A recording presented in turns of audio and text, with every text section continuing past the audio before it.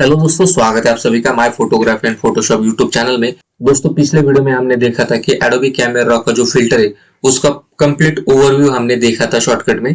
तो आज के इस वीडियो में हम जो हमारा कैमरा फिल्टर है यहाँ पे हम ओपन करेंगे और उसके बारे में जो जो भी बेसिक इंफॉर्मेशन है वो सभी हम डिटेल में देख लेते हैं। ठीक है, तो यहाँ से हम एडोबी ब्रिज में जाएंगे।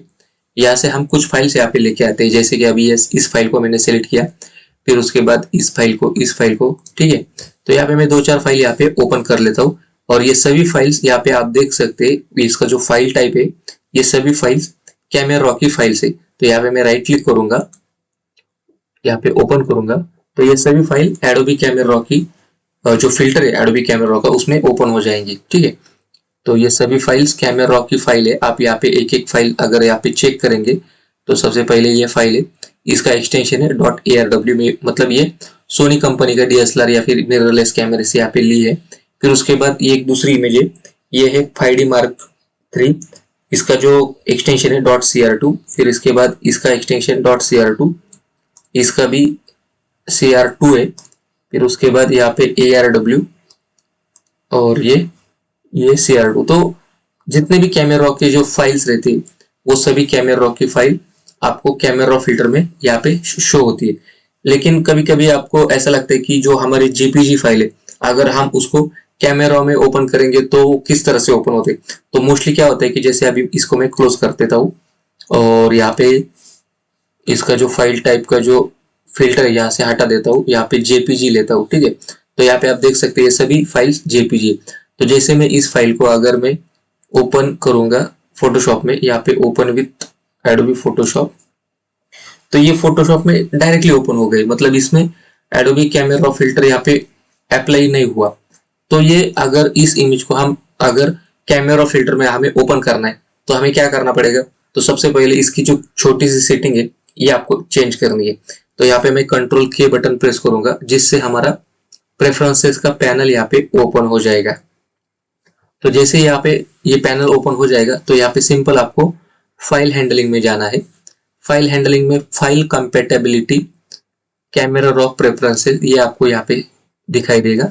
फिर उसके बाद ये जनरल में, फिर उसके बाद यहाँ पे फाइल हैंडलिंग, और फाइल हैंडलिंग में जैसे आप यहाँ पे नीचे आएंगे जेपीजी एंड टिफ हैंडलिंग, तो यहाँ पे आपको जेपीजी को automatically open all supported JPG, इसको आपको क्लिक करना है। यहाँ से ओके करेंगे और एक बार ओके, और इस इमेज को हम क्लोज कर देंगे।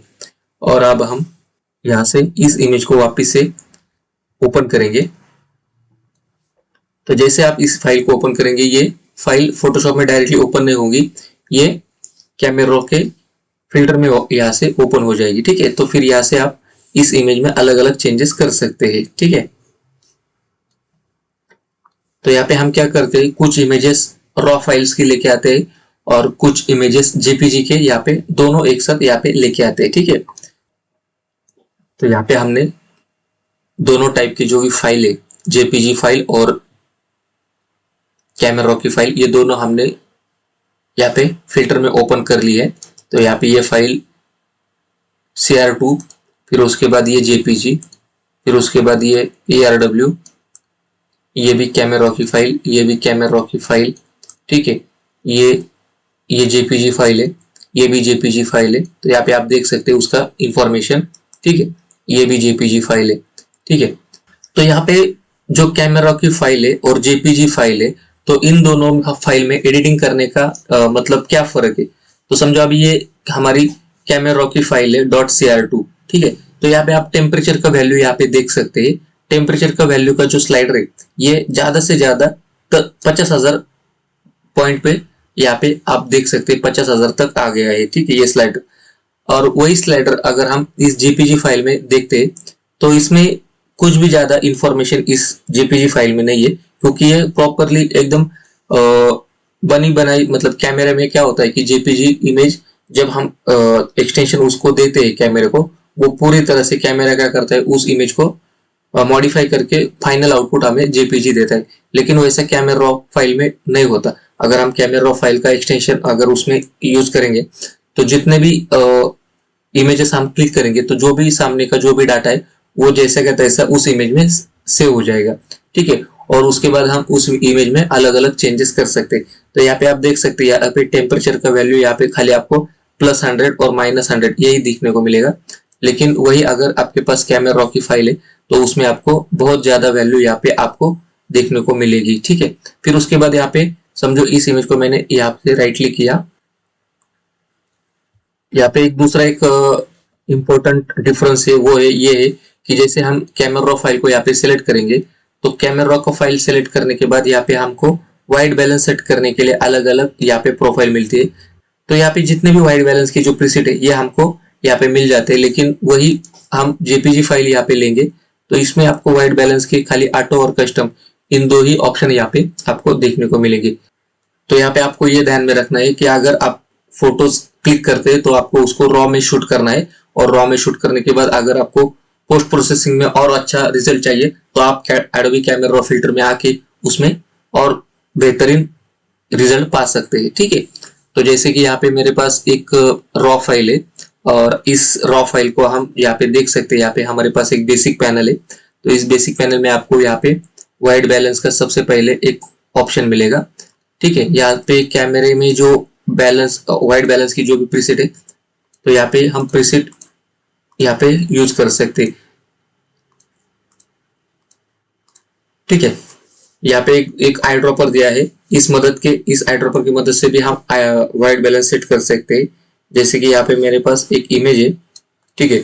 इस इमेज में अगर मुझे व्हाइट बैलेंस सेट करना है तो सिंपल मैं क्लिक करूंगा और जहाँ पे भी मुझे व्हाइट कलर मिलेगा मैं वहां पे क्लिक करूंगा तो ये व्हाइट बैलेंस यहाँ पे सेट हो जाएगा, ठीक है।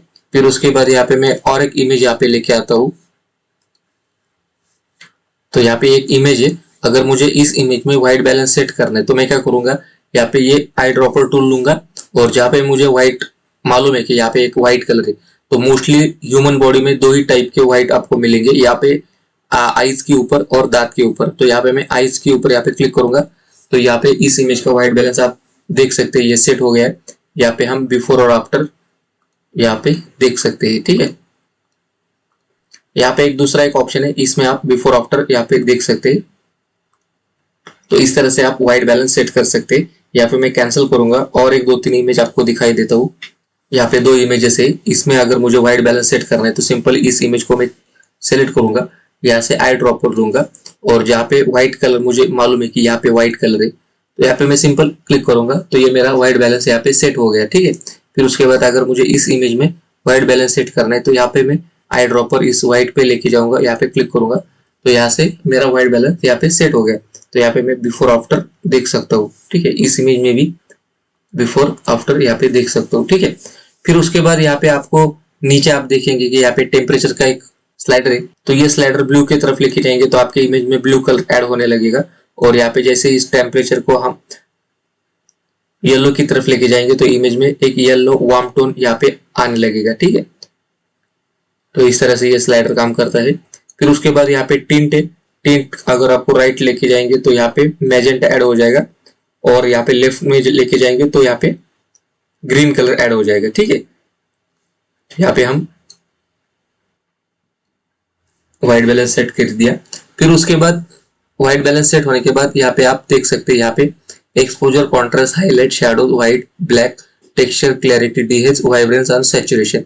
तो ये स्लाइडर आपको बेसिक पैनल में आपको देखने को मिलेंगी। तो यहाँ पे मैं बेसिक पैनल यहाँ से ऑफ कर देता हूँ। ऑफ करने के बाद यहाँ पे देख सकते हैं कि टोटल यहाँ पे 9 पैनल है, जैसे कि बेसिक 1 नंबर, डिटेल 2 नंबर, 3, 4, 5, 6, 7, 8, 9, ठीक है। तो ये 9 पैनल है। अगर आप कंट्रोल की मदद से अगर उस नंबर को आप प्रेस करेंगे तो उस टाइप का वो नंबर का पैनल यहाँ पे ऑन होगा, ऑफ होगा। तो जैसे कि मैं यहाँ पे कंट्रोल 1 करूंगा तो यहाँ पे बेसिक का पैनल ऑन हो गया। फिर उसके बाद मैं कंट्रोल 2 दबाऊंगा तो यहाँ पे डिटेल, कंट्रोल 3 दबाऊंगा तो कलर, फिर उसके बाद 4 दबाऊंगा कंट्रोल के साथ तो कर्व।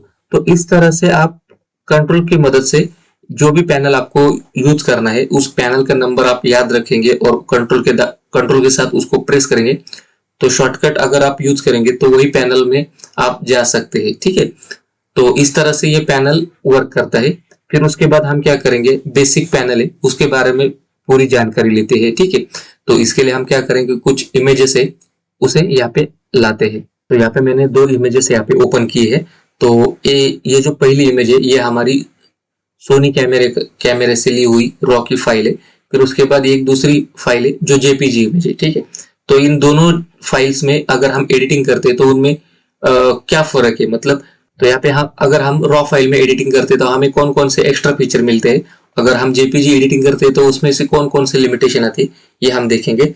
कि जैसे पहले हम इस रॉ फाइल को देखेंगे तो यहाँ पे जो टेम्परेचर का जो स्लाइडर है ये हम 50,000 वैल्यू तक लेके जा सकते हैं और 2000 तक कम कर सकते हैं, ठीक है।